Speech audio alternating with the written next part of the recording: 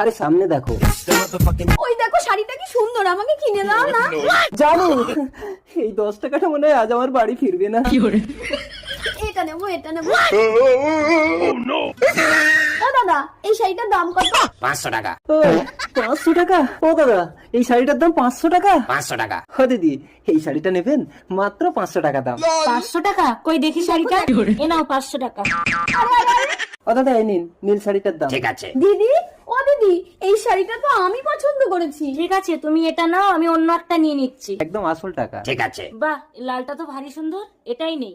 দিদি শাড়ির দামটা। আশ্চর্য, শাড়ি পাল্টালেও কি টাকা দিতে হবে নাকি? না না ঠিক আছে, আপনি যান যান। এই গিফট, এটা আমার খুব পছন্দ হয়েছে। পছন্দ হয়েছে তো? চলো চলো। দাদা শাড়ির দামটা। ও দাদা ওটা আপনাকে কি দিলাম? আরে ওই টাকাটা এই নীল শাড়িটার দাম দিলাম। সরি দাদা, আমি বুঝতে পারিনি। ভেবে চিন্তে টাকা চাইবেন, মানুষের প্রেস্টিজ বলে একটা জিনিস থাকে। সরি।